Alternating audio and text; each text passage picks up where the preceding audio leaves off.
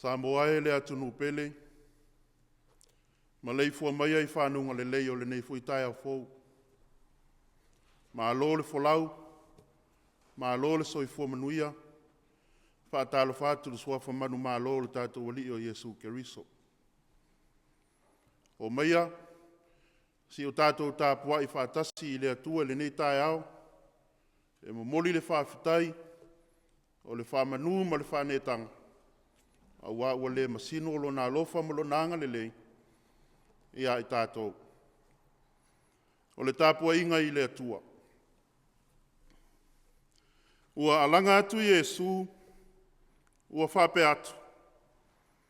O le whaatuatua mai i a Taeao. E le whaatuatua mai o ia i a Taeao. E ia te ia, ua awina mai a. O le wa ai mai fo i a Taeao. E wa ai o ia, i a te ia, ua awina mai a. Ua usau o le malamalama i le lalolangi. Ina ia tu maupea. Ina ia le tu maupea i le pou liuli. Se tasi e whaatuatua i a Taeao. A whai fo i e whaalongolongo se tasi i a upu. A e le talitonu i ai. O te le whaamasino i a te ia. A wau te le isau e whaamasino i le lalolangi. A ia o whaolaina le lalolangi. Si o tātou te talo, mo le anganga pa ia. Tātou wifo, ma te talo. Le atua, tolu tasi pa i ae, ta maa le alo, ma le anganga saa. O laua fio lava o le ou le pule ma le malosi o malawa. O laua fio o lo iai le whaamasinonga tonu. O laua fio e ao na vi ia e tangata uma. Poto lo nuu ma lo watunu i le nei foi Taeao fou. Se i o mātou walanga ina le vi inga o le whaamanu o le whaanetanga i laua fio. A ua ala whai mai i whanunga le lei. Ua malanga loa foi, malama puapua ngai o noa fiai lo mātou wola a o mātou momoe mātou whawha. A o lewa e taitai manuia mai lo mātou wola, ma ua whaafua loa ina i le nei foi Taeao fou. Pangālea lea li ielo walofa malo wanga le lei.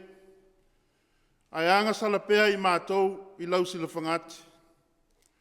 Le ala leo la mātou ulua i wala au, se i alofa.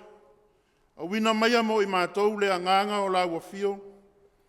Ina ia se e papatiso ina o mātou tangata Tapuaiga tai tō tasi.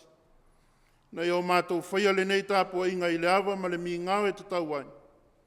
Ma hi umea uma e le whaasilisili ina o lou lava swafa. O le mātou mua i wala au lea. E ala lava ia Yesu lo mātou ali ma lo mātou whaola e tō tasi. Amen. Le tātou vivi atu i le atua e lo na viinga se lau tolus fulma leono. Se lau tolus fulma leono le viinga o le atua o le tātou pipese ai.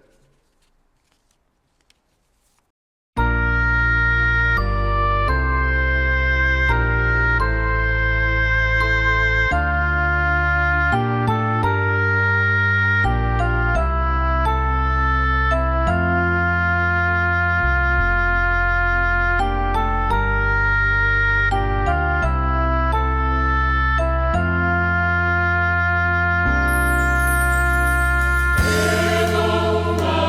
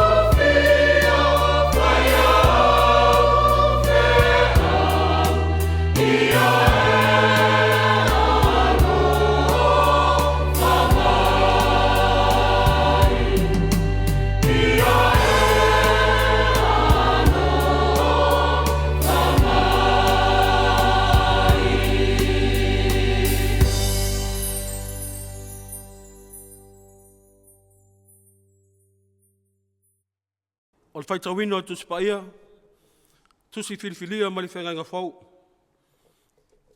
Tusi e Ioane, i rono mata upo e tolu. O le atatou whaitau ma le whai upo su fitu, se o atu lusu tasi. Ioane, a rono mata upo e tolu. O le atatou whaitau ma le whai upo e su fitu, e o atu whai upo e lusu tasi o le au whaitawina. O a fionga pa ia o tātou atua. A wāle a wina mai ele atua no nā tali i le lalo langi. Ina ia wha masino le lalo langi. A ia wha ola ina le lalo langi i a te ia. O le wha tua i a te ia. E le wha salaino o ia. A o le wha tua wa uma o na wha masino ina. Nei lava o ia. A wāle i wha tua lava o ia. I le ingoa le atali e toa tasi o le atua. O le atali e toa tasi o le atua, o le whamasino fo ile nei. Ina ua o mai le malamalama i le lano langi, a o tangata, e siri lo lātou mana nao i le pō uli. I lo lātou manao i le malamalama. A wā le anga lātou wā mio. A wā o i lātou uma o e whai mea le anga ino i lātou i le malamalama. E le mai fo i le malamalama. Ne i wha i loa lātou wā mio. A o le ua wha maoni anu mea e whai. E sau lava o ia i le malamalama. Ia wha lia mā mio ina ua tatau i le atua. Wha manuia mai le atua le whaitawina o nā lava fionga pa ia. Mai atu mau atu peia te ia no lavi inga. Nei masa oma sa ia o i le whaavau lava. Amen. O le launga i le soafa mamalu o le atua tolu tasi pa ia, le atua le tamā le alo, ma le anganga sa. Amen. Maua le matua o le launga mai le tusi sa o tātou whaitawina. O le evangelia Ioane o lona mata upo e tolu, au filifilia le whai upo e sifulu ma le fitu, ma le sifulu ma le walu. E whai ma matua o le nei Taeao. Whaapelo na whaitawina. A waele i awina mai e le atuolo na tali i le lalolangi. Ina ia le wha masino i le lalolangi. A ia wha o laina le lalolangi i a te ia. O le wha tua i a te ia. E le wha salaina o ia. A o le wha tua. Wa uma o na wha masino ina nei lava o ia.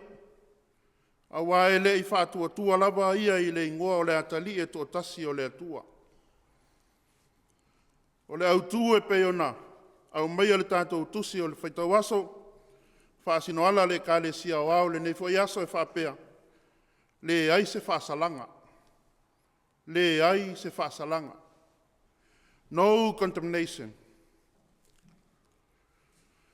E tele i tua inga whaasalanga ese. O to tonu lava ia o nuu mafioanga. E ai le so loa ma le au fuefue. O le ati ma le lau. O le se lau au matua e o lava i le whaasavali ese ma le nu.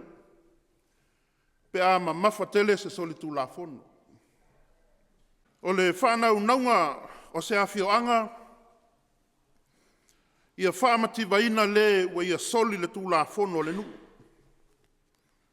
Ina ia sala moa mai ai sana mesa se sa whai. E whapena foi le whamasinonga maualunga. A uma o na lausa i unga. E ono whaasala se tangata. O na au mai foi leo se whaasalanga e te taumala na solitu la fono. Ia pe sala tupe. Ia pe whaafale pui foi. A o lea whai mai le autu. Le ai se whaasalanga. E fōlinga mai le nei autu. E peia li lifalo na whaawinga ina i le tū whaaleanganga. Pea mai tau le tusi whai tau le nei fwoi aso. O wheta le inga tū sao a Jesu. Sa wha mawina Ioane lana tusi lea sa tātou whaitau wina le nei Taeao. O le tau whai ui unga o wheta le inga Jesu maniko tembo. Fa mai a Ioane le foi upa sifulu ma le walu. O le whātua ia te ia. O Iesu lea. E le whaasalaina o ia. A o le whātua ia te ia. Wa umalawa o na whaasalaina o ia. A wae le i whātua lava o ia i le atali e toa tasi o le atua. O la Paulo i le kalesia i Roma i lona mata upo e walu al whaiupu mua. E whapea. O le nei, o ai ea se e whaasala ie wa ia ke riso Iesu. O e le sa vavali i le tino, a o la le nganga. A wa o le tū la fono le nganga. O le ola lea ia ke riso. E whamese vaenga o le tātou matua. E le ia wina mai e le atua lo nā tali e whamasino le lalolangi. A ia whaolaina. Le ale winga o le mea. E le ia fio mai e tusilo na aopo ai anga sala o ai waimi o tonu. E le ia fio mai e whamasino. Ai ale nei vaitau. O le toa tele i o whamasino fou le wai ai nei. O nisi o nei whamasino fou, o ni mata upo e le isu e ina i le whamasinonga maualunga. A o leua mai a lātou whaasalanga. Ia ta tala mai simi. Ai whaafale pui siaki. Ia pe ta tala foi siaki. Ai whaasa tauro i a simi. A le mānaia ia o se tasi o tamali o le atu nuu pe a fasilingia i sona tāofi lunga o ala ata. Le tele o whaafi tāuli iwa tutupu mai le nei vai tau. O lana lava le atali. Ia tuu i le atua e lana whaamasinonga tonu. Samo ae, e le fau le me lea o le whaamasino o tangata e toa tele. Sa tupu fo i le vai tau o Iesu. Ina uapu e ina o ia ma avatu e whaamasino. O le lava sa au mai manino e Pilato. Wa uma o na sua ina le nei tangata. E le ai se whaasalanga e te tau maia. A le ase mea tau te manana o te whaia i a te ia. Tā lofa. Wa ala langa le moto tangata ia te tala mai Pilato. O le tangata ua te tau i eile whaasalanga. A wā o lona fō ua o le nuu. Ma le tangata whasioti tangata. A o le ua ala langa e te tala mai. A whaasa tauro Iesu e le se anga sala. O le whaamasinonga le nā tangata lea i eile vai tau le nei. O le vai tau o le leni. O le anga ato le ari o Iesu ke riso i o na puapua ngā. O le ngā luenga whaola na awina mai ai o ia e lona tamā. A o le taunu unga fo i leo lana misiona. Na taunu i lunga o le sa tauro mata ngā. Sa tui momoina o ia.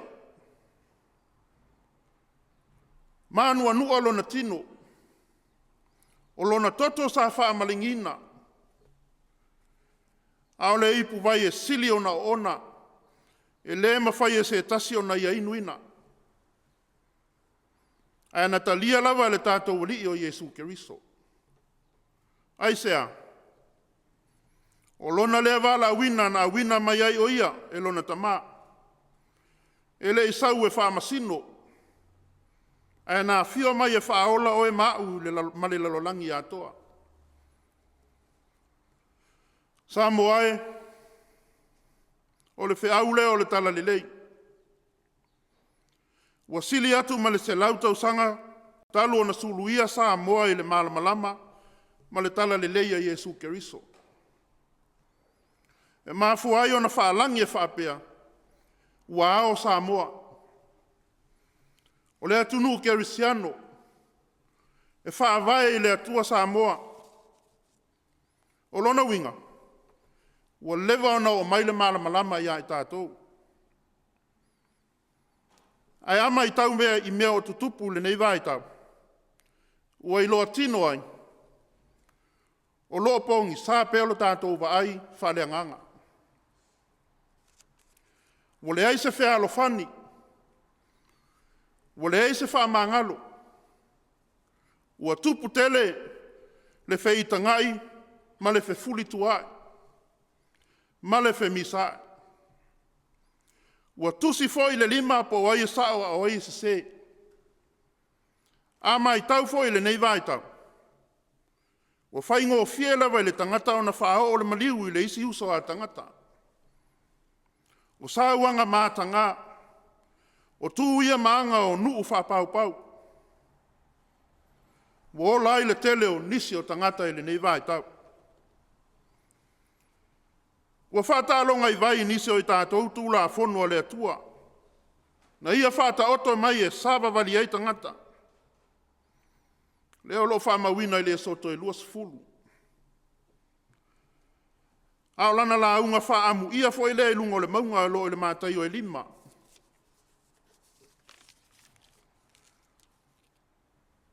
Whai tau iai. O lo o mai ai e su mo I tātou. Samo ai, o le whinanga lo alofa le nā o le atua mo I tātou.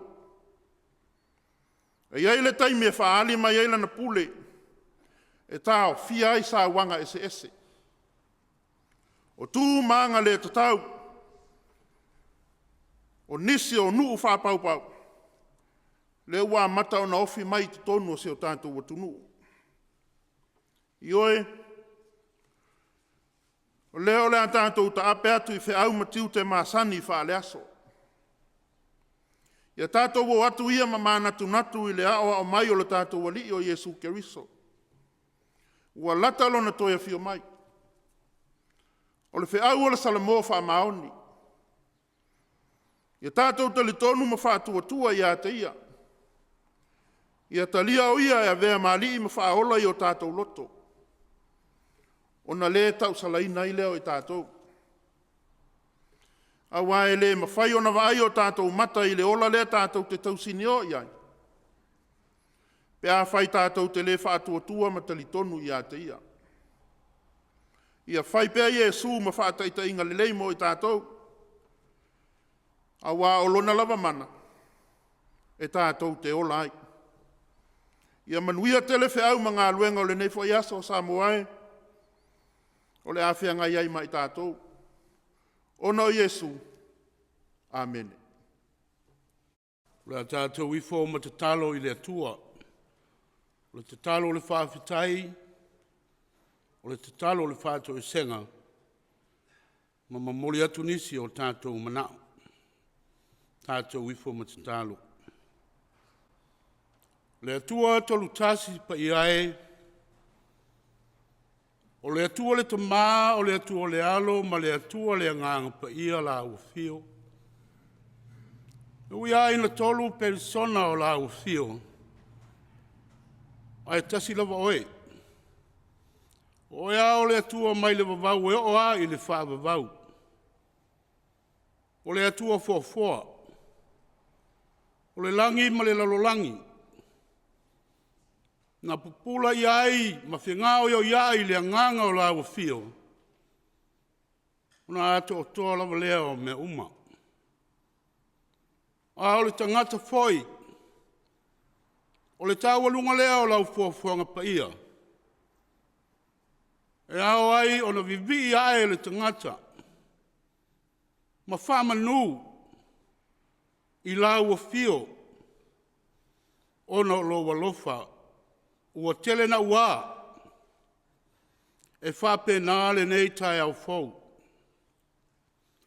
Le whasifonga lo watunu. Sai o mātou a watu le viinga. Le whamanu ma le whanitanga. O wao lele ua mou atu le pong sa o le pō. O le pō li lava. Ua whatu saina lava lea. I le anga sala o le lalolangi.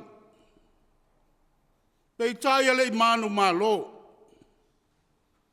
A ua manu malo a ia I le alofa o la ua fio I lo malama lama. lea ua sulu iai le lalolangi ma si o mātou o tunu. Ma ua maleifua mai, ma mātou whiala mai, i le manuia ma le file mu o la ua fio. Whawhitai le atua, o na olo manuia si o mātou o tunu. Mai lava i tai whale kalesia i so se whata whaitau langa. O tai whale malo, tai whale ainga, ai maise o le lautele o Samoa. Mātou te talitonu le atua. E ui aina, fe mau mawai, ma fe toso ai, le pulenga, ai mātou te whawhetai la o fio. Waolo iai pea, le anganga o la o fio, e loto lotoi, ina ia mawhai ai o na manuia whai o whai. Whawhetai lau tala le lei, o le puna vai o le ola, o lo tafe atu, ma tafe ifo, o feso ta iai loto ma nganga o tangata whatu tua. Whawhetai le ngā luenga, whai pea, ale au whai ngā luenga o e tutofi ma wala au ma whapa ia ma whamanuia, ila lātou ngā luenga. Au le whamoe moela wa lea, na e whina ngalo ai, ina i o atu e tālai. Whaino umaso, papastiso i le suafa o la ua fio. E ola ai. Whawhetai i aua fionga pa ia. O lo au mai mātou te whaitau ma sue. E au ngā lea e whapoto ai, ma wai ai mātou. Ina ia mātou mauti noa mai loa, lou fina ngalo alofa i le tangata. Whawhetai lo wanganga pa ia. O le whesoa soani, e tauto o luaina i mātou i taimi o le vai, ma le whao soina o i mātou i mea le ali o le lalolangi. Mātou whawhetai le atua. I lau upu na mātou whalongolongo i ai, o le whamoe lava i a tupu maola. Ma ia avea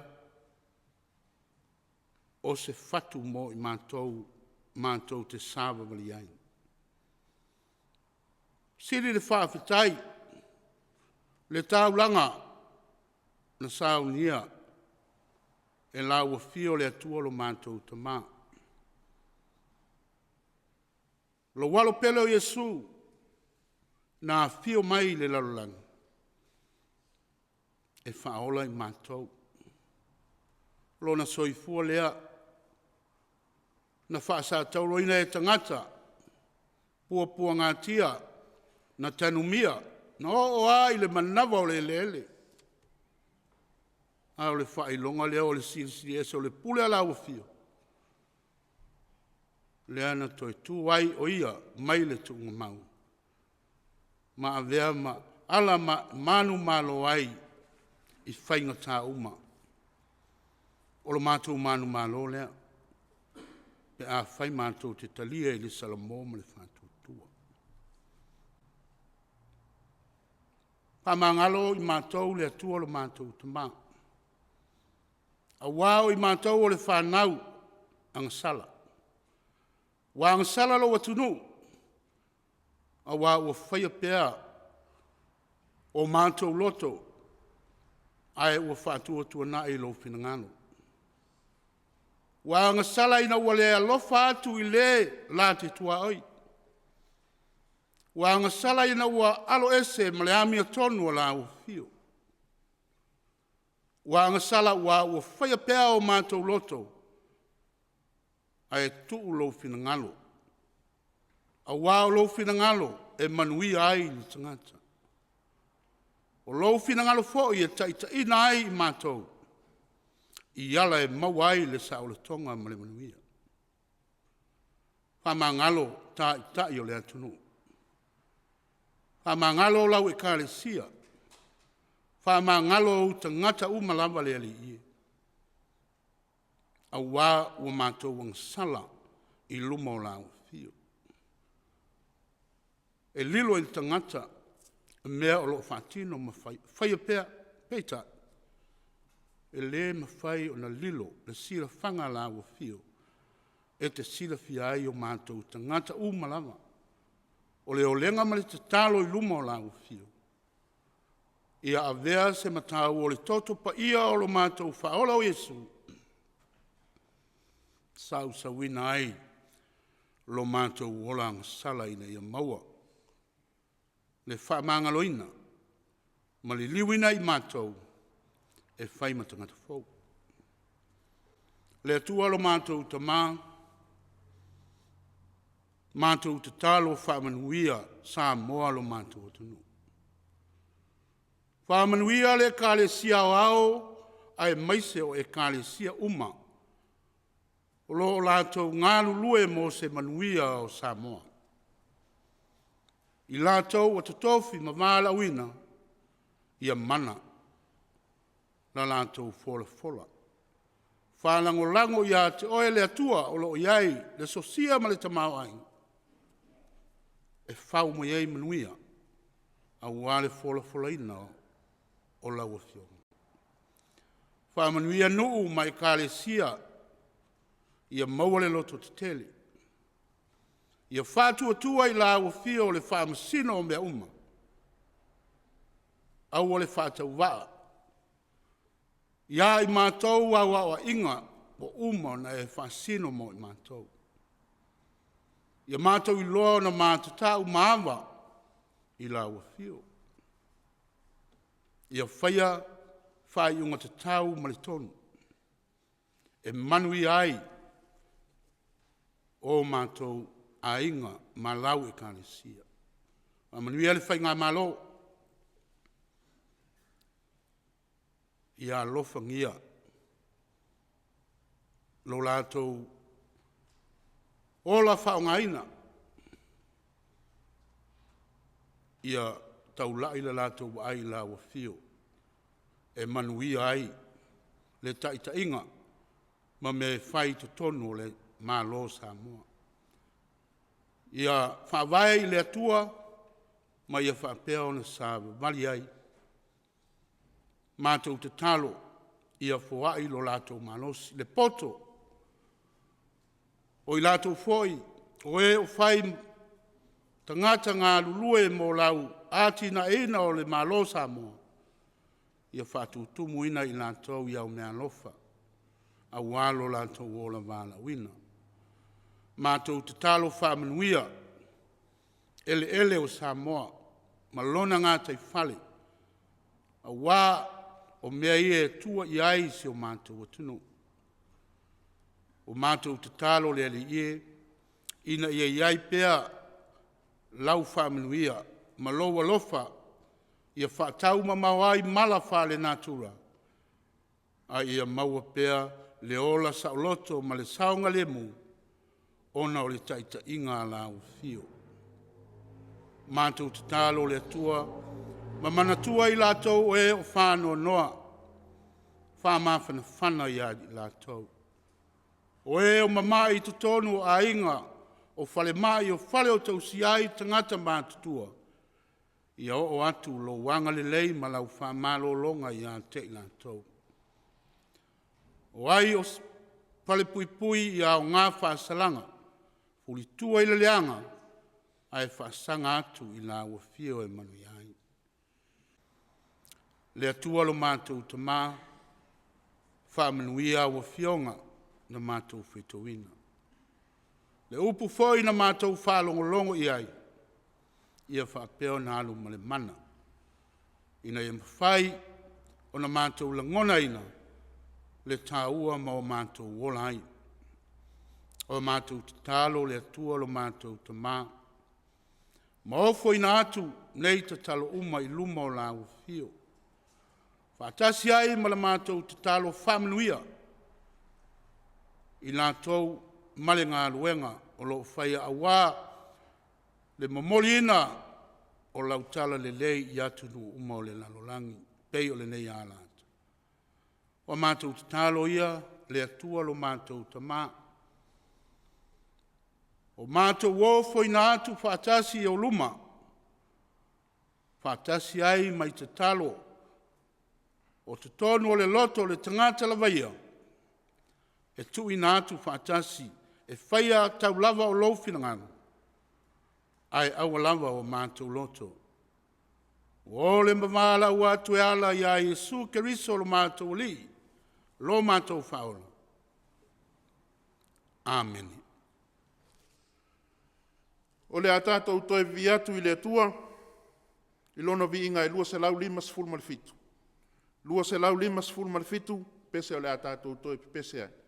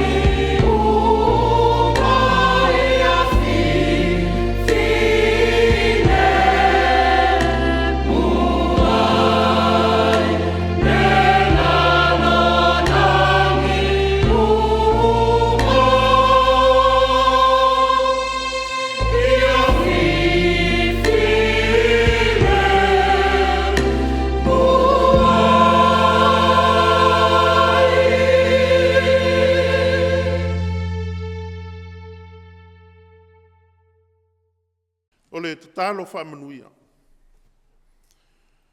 A o le file mu fo i o la wa fio le tua tolu tasi pa ia le tua le tamale alo ma le anganga sa. Ma le alofa silisili ese o le mātou wali o Yesu Keriso. Ma le mafutanga le motusia ma lo lava anganga pa ia. Ina ia tu mau mai le o mātou lunga o manei. Ma lunga o Samoa ma le lalolangi atoa. Nei se ia o i le whaavavau lava. Amen.